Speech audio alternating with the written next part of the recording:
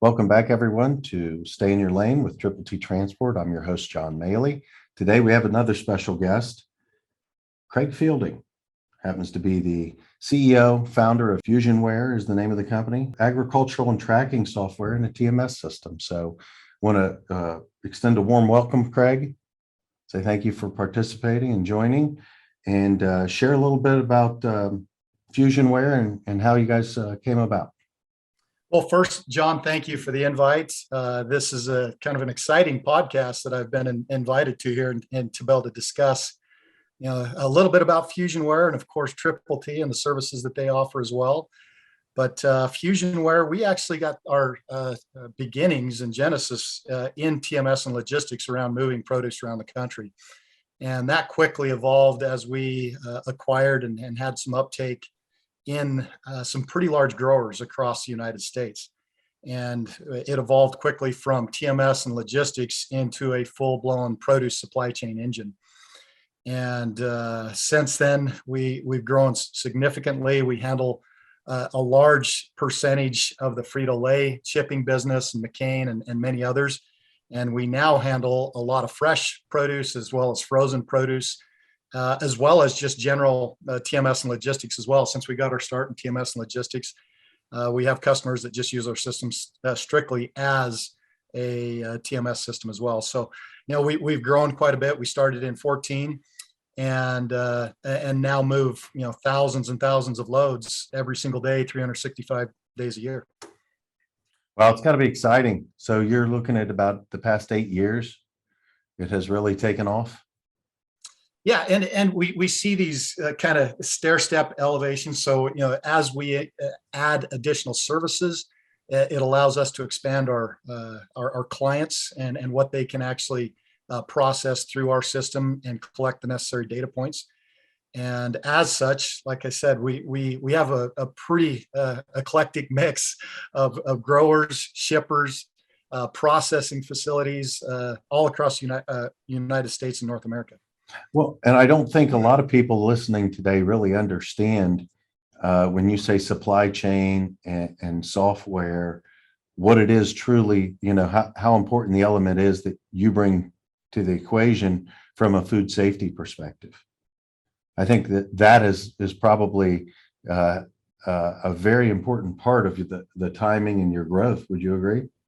Absolutely. When we jumped in, we were kind of at the beginnings of a lot of the regulation around food safety. As far as food safety and regulation been around for some time, but it's been really, really strengthened over the last 8 years. And not only by the government, but even by some of the large players like Walmart and others. And as we got involved with that, what we found is a lot of the large companies had the manpower to try to manage some of that on their own. In-house, but the smaller grower shippers and the smaller players, it wasn't cost effective. And so that's what I really appreciate about our solution and what we're offering, because we can walk into even a small grower shipper and handle all of the tight regulations around that food safety, even for mom and pops, if they're running a 5-man show, all the way up to companies with thousands of employees. We can play in that entire mix. From the seed to the table, you're in the tracking and tracing from a food safety perspective. Now, I've been doing this is 28, 29 years for me here at Triple T. We have noticed a major shift in the past 20 years from a food safety perspective. I would say the past 20 years, it's really become an issue. And I think I would say since 2011, it became more of an issue, I think, from a contamination perspective, a terrorist perspective, and then a safety perspective, all of the above. So the past, I'd say 10 to 12 years, we've seen a major push where, our shippers are vitally concerned about, commingling product where before it wasn't an issue. So you're seeing so much that is running, I think, empty space on trailers at times because of food safety and seal integrity. that has been a different impact from a cost perspective to us and our shippers, where you could go pick up something at one location and run over to another and grab something else. Now you really have to look at, should they be on the same trailer together, where 20 years ago didn't matter, nobody gave it any thought, and shut the doors with the forklift if you had to get it on. It's just it's amazing that I think the accountability has gotten to where it has to be today, and that you guys are here to bring that, the solution for the small and the large shipper to the equation, where at Triple T, if we pick up a load that's not sealed, we normally are asking for a seal, and we're asking for the shipper to seal it if they don't, because there's integrity behind that, but behind their processes. If we get a shipment picked up and there is no seal because it's a third-party location or any of those scenarios, or a co-pack facility or a co-man facility, we normally try and immediately notify all parties involved and seal it and document it at that moment. And then we go back and trace the timelines for it from every perspective. If we have a unit that maybe goes down or is acting erratic while we're under a shipment, we're immediately tracking box temp and tracking where it is, what our timelines are, and getting everybody involved so that we're not putting our shipper or ourselves in a claim position. We work closely with our carriers to do these things, which is special from our side, but we don't often get to see your side of the table. Correct. Yeah, and just like you say, John, what the last 20 years have done, and that evolution of that process has really driven companies to really tighten up their processes and procedures. And what we're doing, along with supplementing with what you're doing as a shipper as well, is making sure that there are those requirements. So when they go to produce that bill of lading, any of the shipper confirmations, we can actually drill down and say that the receiver said, hey, this has to arrive with a seal on it. We can actually require that as a field. So before they can even produce that bill of lading to hand to you, that has to have a seal identification number right on it as well. And a lot of times that you can just, a lot of the companies that we were dealing with prior to Fusionware, they're running off of a Word document, even sometimes a paper document that they're just filling out with carbon paper. Well, but I think that stops the processes from getting away from shippers. If you're allowing and notifying them that before the bill of lading can be produced, we need to go ahead and assign a seal number to this, and from a processes perspective, that has to be in place. We still unfortunately find shippers that don't, and then we're going back documenting and relying on what we have for documentation from a timeline, a transit time, a timeline, and documenting everything so that the product does get received. Because let's be honest, you can't throw every load when there's human error involved. And there's some common sense to it. I mean, if it's not been tampered with, or it was padlocked in these processes and not sealed, then it's up for shipper and receiver discretion on what processes they want to take. But even between two facilities on interplant shipments, sometimes for shippers, human error is involved, and there's no seal. Right. And we normally catch those processes not being done. Occasionally one will slip through, but then we have to go back to rely on our habits here. So we've had to tighten up and change the amount of accountability that we put in the sense of urgency on our timeline information and tracking for our shippers in case these things happen and they get missed. Agreed.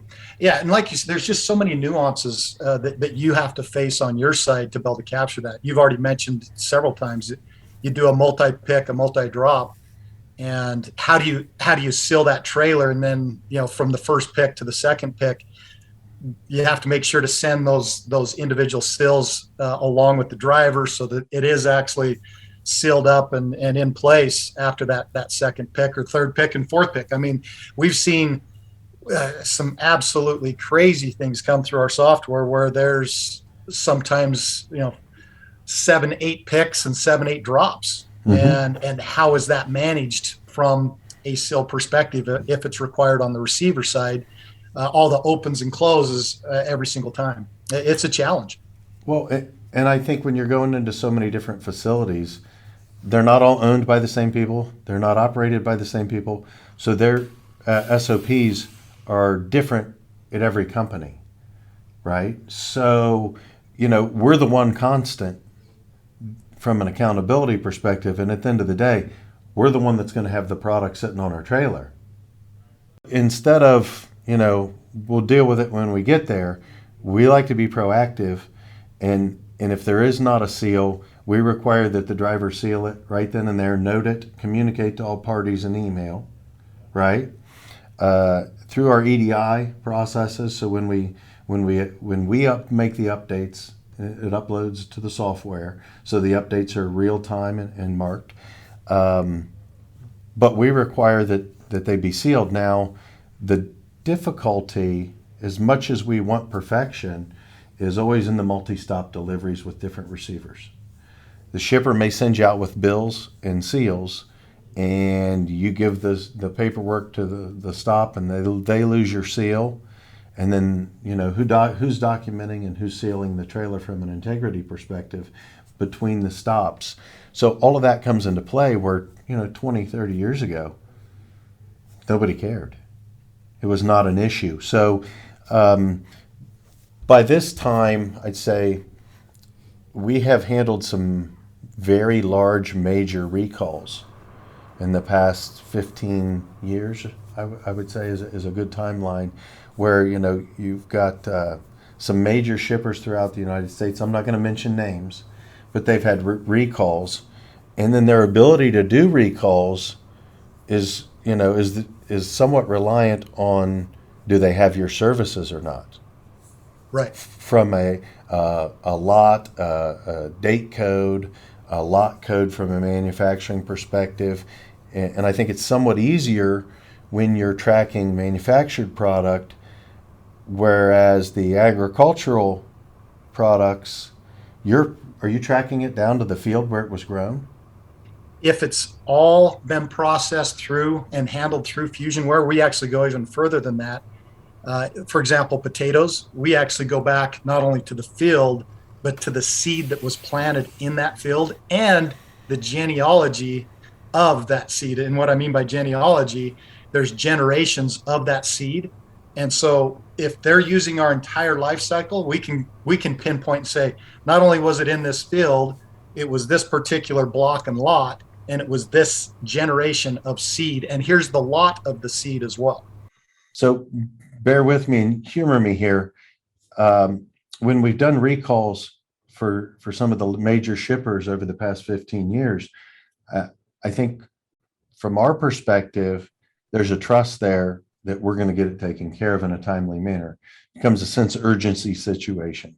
So when there's a recall that we've dealt with, or that I personally have dealt with for some of the major shippers that I work with, I'm going all the way to the warehouses, the DCs, the stores to make the pickups. We're also providing, proof of destruction for everything that's requested. So they're pulling large amounts of data, putting in a spreadsheet of where it went, what day it arrived, what to go collect, what lots, what SKUs, et cetera, were affected. And then we actually will go arrange the dumping of the product all the way down to proof of destruction. So we're running out of time here, Creg. We're going to pick this up on part 2. Everybody watching, welcome to continue watching part 2.